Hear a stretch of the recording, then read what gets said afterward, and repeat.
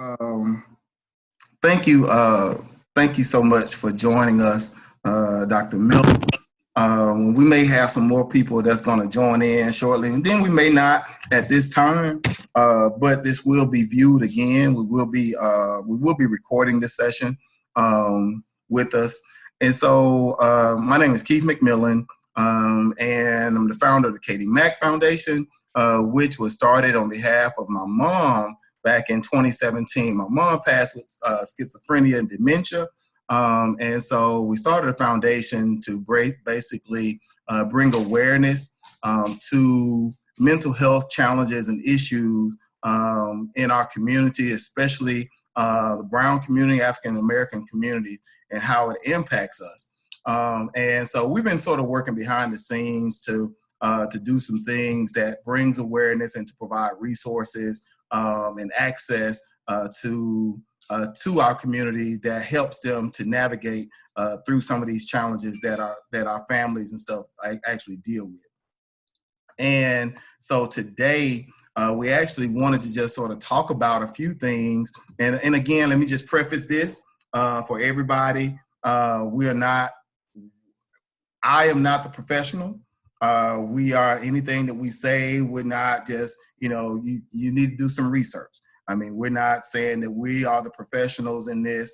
We are just sort of having a conversation and just talk about some things and to maybe come up with some best practices that might be helpful for our community. So, so if you do see this, please know that we are not, I'm not the professional. I'm just trying to provide access and resources so that you might be able to reach out to someone else who might be able to provide you the information in which you need. And so today we have with us Dr. Miller. And so how you doing, Dr. Miller? I'm doing well, thank you. Good. And so what we're going to do, I'm going to go ahead and give you, Dr. Miller, if you would, just tell us a little bit about your background, just a little bit, how we're going to talk about, because the title of our conversation tonight is Sanity During a Crisis. And of course, we know that we are all dealing with COVID-19 right now. Of course, at first, we just thought it was something overseas, and we just, across the country and China and all these other places. And we just never really thought that it would actually hit home to us right now. But here it is affecting us and impacting us in more ways than one. And so in that, I know that mentally, a lot of people are going through different challenges and things. But if you would, Dr. Miller, just first give us a little bit about your background, your educational background, and things that you're currently doing. And then we'll we'll just have a conversation about some things that we might be able to do to navigate through these mental health challenges that some of us might be experiencing. Okay. Well, thank you for having me on today, Mr. Key. So my background is in social work. I've been working in social work for over the past 8 years. With that background, I got into the field of social work initially, shadowing. So I started there, and I started in a mental health facility. I started shadowing in a mental health facility. Well, when I started there, it just intrigued me on how services were provided to those mental health clients, and the person that provided the services, which was either a clinical psychologist or a clinical social worker or a psychiatrist. Mm-hmm. Well, from there, it just launched me into getting a degree in social work from Jackson State. I got my bachelor's degree from Jackson State, as well as my master's degree from Jackson State. I went on to receive my doctorate degree from Tulane in 2018. So I'm fairly new to this world of doctoralship, but I'm learning, and I'm still, mental health to me is I'm still learning. I'm not at that point where I'm just the expert in the field of mental health, mm-hmm. but I think I have a working knowledge of how to assist during these times. Mm-hmm. Okay. All right. Well, thank you. So And so with that in mind, I mean, I just want to just sort of just talk about it, talk about some of the challenges that maybe you have seen or come across, and then some of the things that we might be able to do. Because I know for myself, being locked up in the house all day is definitely not the way to go. It has been challenging, and we're working from home. We're doing some things here at the house with our respective jobs. Luckily, I'm with a job that I am able to work from home. Of course, we have so many people out there that are not able to work from home. And then even at this time, I'm not even representing my job. I'm actually representing my nonprofit, which is the Katie Mack Foundation. But for me, even here, just sort of being around, not being comfortable about going around our friends or our community, just having to go to the store and just sort of have to, social distance ourselves. We can't really, shake people's hands. I'm a real country guy, right?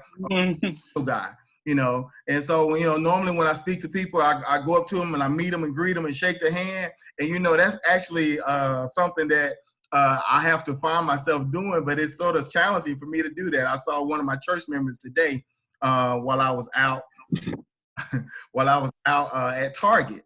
And, everybody was social distancing themselves, but he was there, he came around the corner and, he was like, hey, Keith. I was like, hey, just sort of keeping our distance, So, but even with that, those types of things are really challenging for us. And so, I mean, I know that we're all going through some things. And so if you would just sort of share with us maybe something that you might be going through, but then let's try to talk about some things that we might be able to share with others that'll be helpful to navigate through, through this whole thing. We won't be so stressed. Right. This can definitely be a stressful time. And so we're talking about sanity during a crisis. Man, this can really be challenging, and it can really wear a toll on our psyche. So if you would just talk about a little bit of some things that you might be going through personally, but then let's talk about, what you think that would help me, you, and some others, out in the community that may be able to hear this later. Gotcha. So what I would first like to get into is just the understanding of what coronavirus is. I think to really clear the air and to educate people, they have to understand what is it that they are fearing. So if you don't know what it is that you fear, then you don't know how to address it or how to tackle it. So to understand what coronavirus really is, you have to go to the CDC's website and find out, search coronavirus, and it's there. That's one of the things that you want to make sure that you are limiting yourself to, is reaching out to those sources that are not so reliable. We want to know information because we fear. We want to know as much as we can, and people tend to tell us stuff. So when they tell us stuff, we hold on to what they tell us, and we're like, well, I heard this. And I've been getting that a lot. Like, well, I heard this about it. Well, you can get it from this. You can do this. Well, and it's important, once people start doing that, that fear in you starts to say, well, I can get it from this. I can do this. And that's that innate fear in you kind of tends you to lock yourself behind doors. Even though we already have to be quarantined, we kind of lock ourselves in some more. So I want to start off by giving a definition of what corona is. And this is coming from the CDC. This was sent out to my nephew. And I just want to share it to you all. And this is just school level, 5th grade, all levels, if you ask me, definition of what coronavirus is. Okay. Coronavirus, or COVID-19, is a virus that affects the respiratory system, which is the lungs, nose, mouth, throat, bronchi, and all other body parts involving your breathing. It is passed from person to person through droplets, through sneezes, coughs, or running noses, and saliva. So if someone sneezes on their hand and touches the bathroom door handle, and then another person touches that same bathroom door handle, then touches their face, they can become infected with the virus. This is why it's so important to wash your hands and avoid touching other faces. So just knowing that information can kind of give you a general working knowledge of, okay, what is it that I should be aware of, and what should I be on the lookout for? Because in these times, we have to be mindful, and that's one of those best practices that is commonly used in the therapeutic world is a mindfulness technique. Just being mindful of what's around you, your environment, what your inner person and your inner self is telling you. Just being aware of you and your environment. And so next, I want to get into how to really just take care of yourself, mental health wellness tips while you're quarantined. And I reached out to one of my colleagues. She's actually in the psychology department. However, her name is Dr. Margie Dunlow, and she posted on Facebook. And if you go to her Facebook page, you will see these tips that she posted. Her Margie, Margie Donlow, Donlon. She posted some tips on there, but I'm going to share some of them with you just in case you can't find her, can't get to her. These are very helpful because I've been using them. My full-time is not my private practice. I work full-time with the government agency. I'm not affiliated with what I'm doing tonight, but I do work with that agency full-time, and I encounter most of my clients through that agency. And that agency, yes, they are experiencing, we are seeing high numbers of people come in calling due to stress from this situation. Stress is something that you should be aware of, and you should know that we stress every day. Our daily lives are consumed with stress. When we wake up, it's a stress factor. You know, putting on clothes because I got to figure out what I'm going to wear. That's a daily stress. But when we were introduced to a crisis situation like we're in now, like a global pandemic, that's a totally different stressor. So now we have to deal with those emotions that we're experiencing, and how do we deal with it? How do we kind of box that up and not act out on what we have, what we are presented with? And what we're presented with is this crisis situation, which is causing for some of us, a new situation. Some people may not be stressing at all. Like, I'm just going to reference, and I'm not going to say they're not stressing. They're probably not stressing in ways that some people may be stressing. Like, I may not stress like someone who experienced Hurricane Katrina back in 2005. They experienced a natural disaster before. To them, that was probably the most pivotal, stressful moment ever in their lives. Maybe, I'm not for certain, but that may be one of those moments where I didn't experience Katrina firsthand. So this per se may be my first natural disaster I've ever experienced. So my stress level, I may be stressing more than a person who's kind of been through a natural disaster and kind of know techniques and what to do to kind of cope. Is when those coping mechanisms don't work for us anymore, when we have to reach out and seek help from others. So it's important to know what your stress factors are, what to look for, because stressors could manifest themselves in physical, behavioral, and emotional ways. And just to kind of to help you recognize what those stress factors are, those physical symptoms that typically you will see, like swallowing, breathing, heavy ventilation, sweating, chest pains. Those are those physical signs that, you may be experiencing some stress. You might experience that for just lay people without even this experience of a global disaster. You just may experience that on a daily basis. Chest pains or heavy shortness of breath, difficulty breathing, sweating, trembling, faint feeling, nausea, vomiting, anything like that. You may be under a great deal of stress that needs to be addressed. So it's important to recognize that, especially during these times, because we're quarantining. So I want to go ahead and get into those mental health wellness tips that you will need to know and kind of helpful to you, because they're helpful to me. I have been using them. I'm currently not quarantined at the house. I'm in and out of the house. I'm in and out of the house. And we all are. I mean, we all seem to have, we have some things that we have to get taken care of, some things that require us to get out of the house from time to time. But, I mean, I think they recognize that. The city recognizes Right. And we just want you to practice those social distancing practices. Exactly. Make sure you stay 6 feet apart from each other. Washing your hands is very important. Keep your hands washed. just make sure you disinfect. These are things we should be doing on a daily basis anyway, without the crisis. Make sure your hands are washed on a daily basis, even before and after this is done. Do those things on a daily basis and just incorporate them in your routine. So the first thing you really want to have in your toolkit when it's mental health or mental health wellness tips, you want to stick to a routine. Sticking to a routine like going to sleep and waking up at a reasonable time, writing a schedule that varies and includes time for work as well as self-care. With the tensions rising with the coronavirus and stuff, it is important to feel control over something. It's easily to get consumed by the coronavirus and what you're hearing and what people are telling you and all this information coming about it. It's important to feel that you can control something, and having a routine, a schedule, something that you can say, well, I don't have time for that right now because my schedule doesn't allow for that. That's something that you're controlling.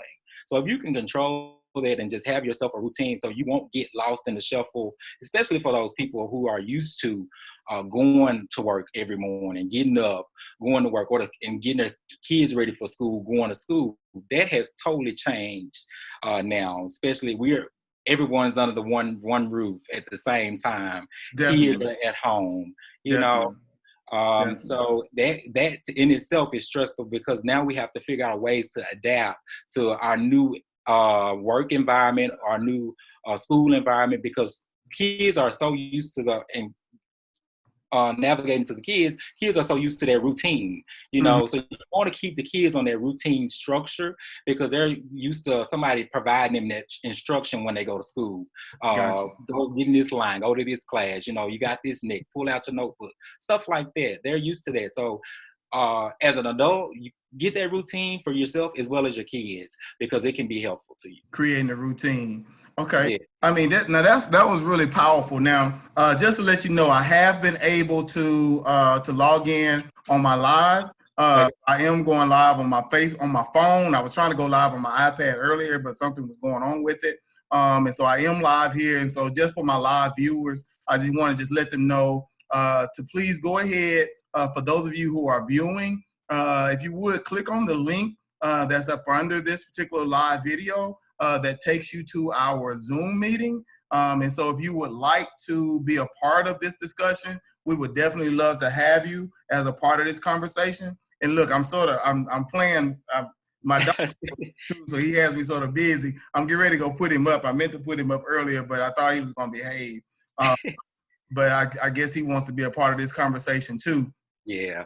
And so, but if you would like to be a part of this conversation, please go to our Zoom meeting and just click the link and it'll bring you directly here. And so with us today, we do have Dr. Miller with us, and he's just sharing some different things that we can do. Of course, the title of this conversation is Sanity During a Crisis. And so he's just sharing a few things that we might be able to do to remain sane in the midst of everything that's going on. And give me just 30 seconds. Let me go ahead and put him up before he becomes more of a distraction for me. But I'm going to be right back. Just give me just 30 seconds.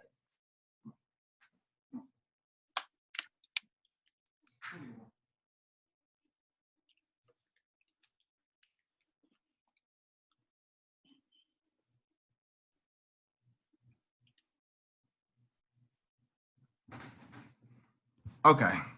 Now, honestly, we're talking about de-stressors. Honestly, I think that my dog does that for me. For me, I think that he helps me to sort of de-stress sometimes because here in the house, being here every day, all day, actually, he provides some entertainment. Keeps me busy, keeps me smiling. So I think that's one of my de-stressors. But like you said earlier, it's good to be able to recognize, understand your surroundings, being able to recognize them and sort of know what's going on in order for you to better navigate your situation. I mean, you've definitely touched on that a whole lot. You talked about your kid, you talked about your nephew, and here it is, and he's a fifth grader, right? Yes. Here it is, a fifth grader. I'm sorry, sixth grade. He would be offended if he knew you said fifth grade. Sixth grade. Okay, sixth grade. I'm sorry. Sixth grade. Okay. So yeah, so he's a sixth grader. And so, as a sixth grader, here it is. He's had to, he's going through this thing. He's going through this as well. You know, Yeah, being disconnected from his friends, being disconnected from a lot of family, because I'm sure that he may not be going around a whole lot or getting out as much as he's used to. But I could only imagine how that could really be impacting the young people as well as the older people. I mean, because we are in a situation where, you have a lot of families that just, I mean, like I said, they're not as privileged as I am to be able to work from home. And some people are just not able to, they're worried. They're getting worried about their finances, about their livelihood.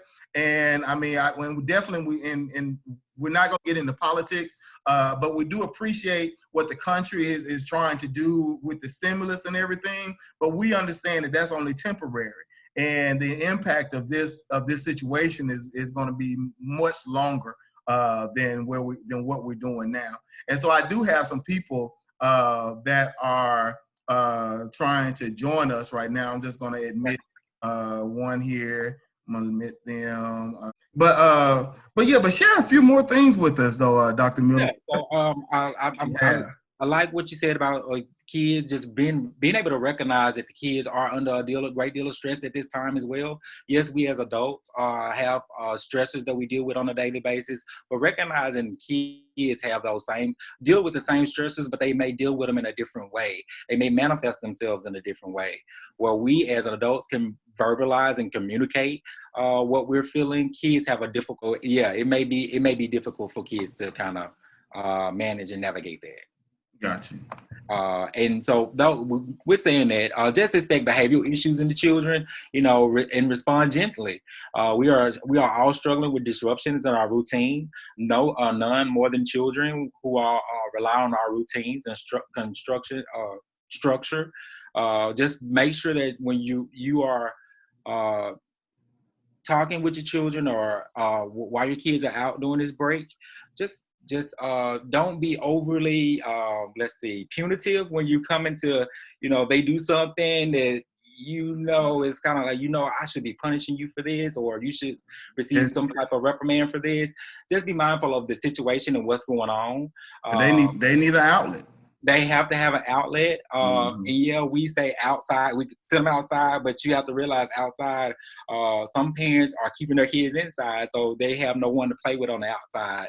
So they're going outside, and it's kind of a, for them, I need interaction with other people.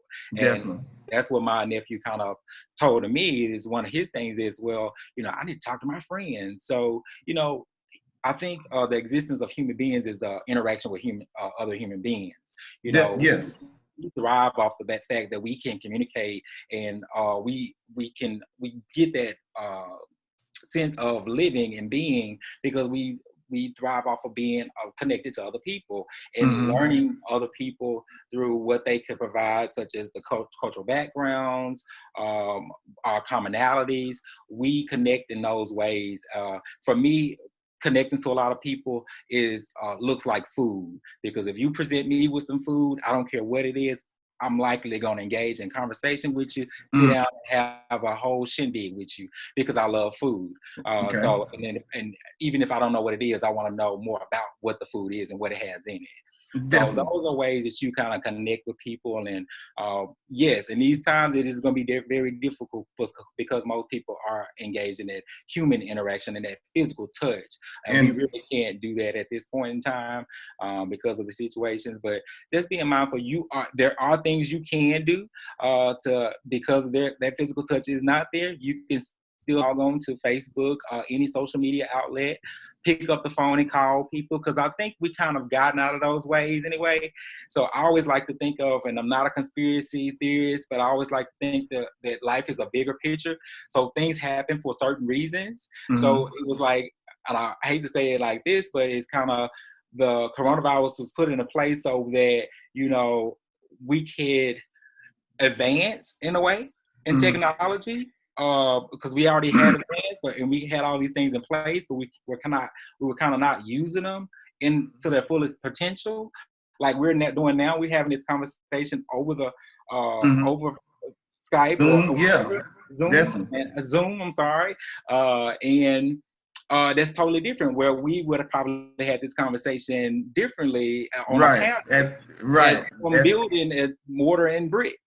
Uh, Definitely. but things have changed, and so now we've it kind of launched us into interacting this way. Um, for some people, some generations, that may not be the best way to kind of go for that, but we just want to stick to, you can still interact with other people. It just may not be the ways that you're normally used to, or you're used to doing on a regular basis. Mm-hmm. So just be mindful. Picking up the phone, calling somebody is always good, And and just engaging with somebody at least 30 minutes a day. oh, So put wow. that in the toolbox, because that's something that is helpful. That will be helpful. Wow. So, And so at least engaging with somebody at least 30 minutes a day, because I think that would definitely help to stress. I mean, because, yes, we're just so used to seeing people, so used to just talking across the room right, or picking, right, we're used to these things. So definitely being engaged. I mean, and I think that this definitely gives us time to reach out to our families, to reach out a little bit more and sort of be creative in our engagement. I mean, yeah, just the other night, we had a conversation with some friends over Zoom, and we, yeah, played a little game. We played a little game online, just to sort of keep us engaged, because these are some of the things that we would normally do, face to face, or right. go somewhere, or we meet up. We would normally do that, but being able to do that over or online was actually helpful. It was helpful, and it's stress reliever as well, because it helped Definitely. sleep well that night too. So yeah, doing De- stuff like that, I went to sleep, and it was good. So I Definitely, definitely. So I do have a few people here that are on live with us. We got Mr. Ezel, Quante Walker. Hey, Miss Carpenter. They're on live. I would like to see y'all, if y'all would, to join us on Zoom. At least I know who you guys are. And so, but but if y'all can join us in the Zoom conversation, got you. We would definitely love to see your face. That would be helpful for us. yes, yes, Love to see your face. But we're just talking about today sanity during a crisis. How do we maintain our sanity? I mean, because some of us are not really impacted the way others are, but I know that mentally this is really impacting everybody globally. Um, yeah, One of the things I found an article on the Walgreens website.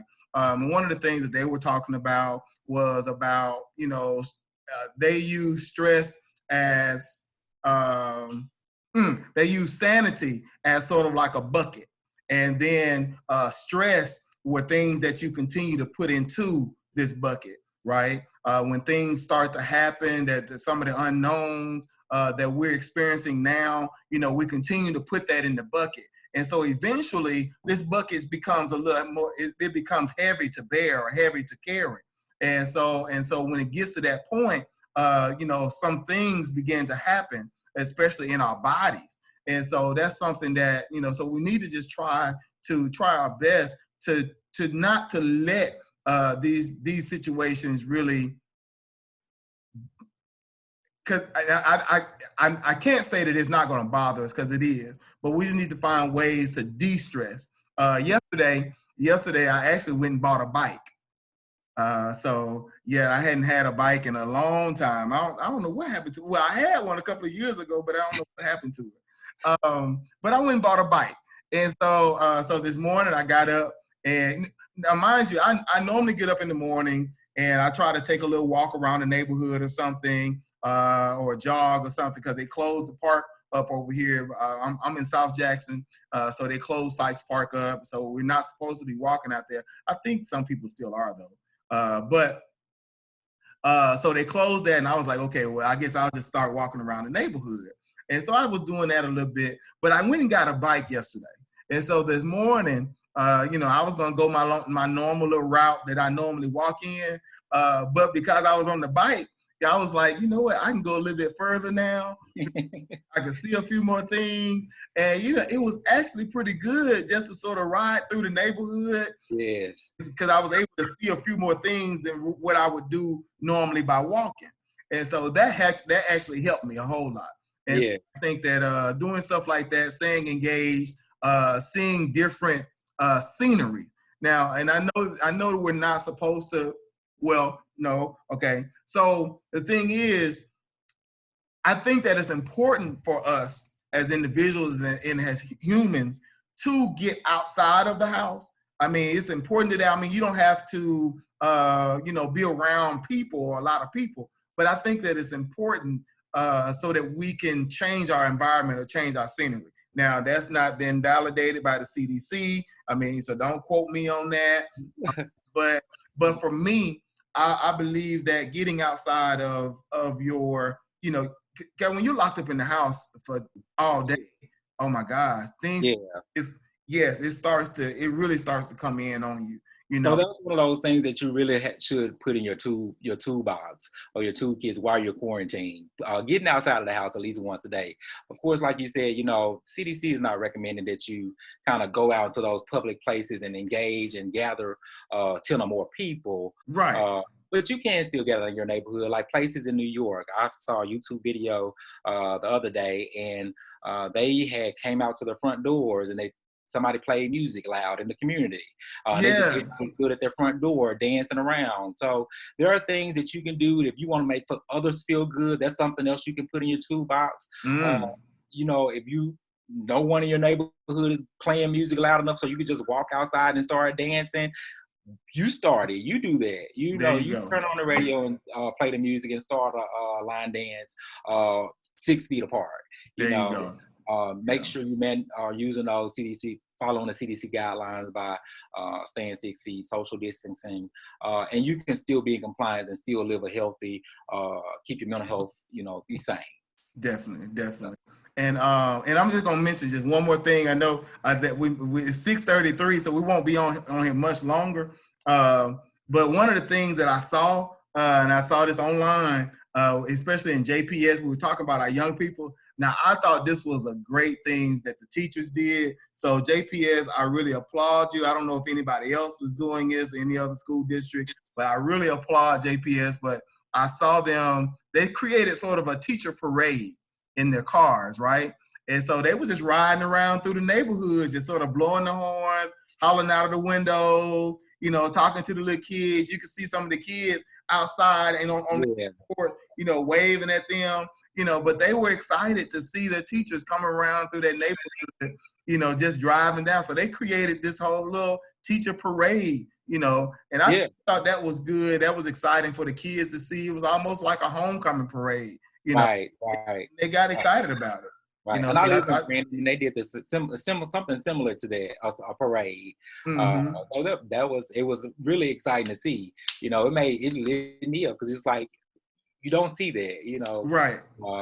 Teachers banding together and still showing that they care, to have that compassion. There you go. To give back, even in times like this, and just lighten up the load. Even though they're dealing with a lot, they had enough gumption and care to go out and to the community and shed light to those students who are at home with the parents. And a lot of the parents were excited as well to see the teachers. Exactly. So that was definitely a plus. And so, well, look, you guys, I don't want to hold you guys much longer, but I'm going to try to do a series of this. And so I am communicating with some more people as well to sort of come in and just to be a part of this conversation and to just share. And again, first of all, I do want to thank you, Dr. Miller, for joining in and just sharing that information with us.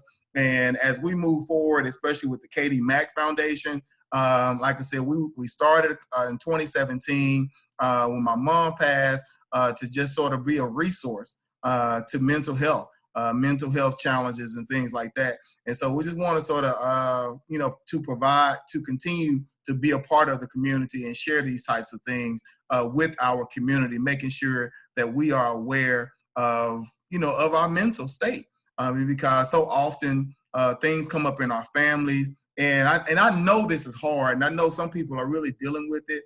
Really, they're really having to deal with some things. Yes. So if you know somebody, out there, just pick up the phone, maybe just call them, give them an encouraging word or something. If you know somebody, if you know some of the people who are on the front line, if you know some of these people who have lost their jobs, because of this, because a lot of restaurants right now, I know people who work in the restaurant industry, and a lot of them right now are actually closing. And I don't even know if it was due to this coronavirus, but I think that sped up the process. And so that definitely impacted a lot of people. So if you know some of these people out there, just call them up, give them an encouraging word. If you can send them $5 or something, hey, if you're able to, do it. And then I know we often talk about church and stuff like that. And I'm not going to get into that conversation on here, but I have my own stance. I do believe in God.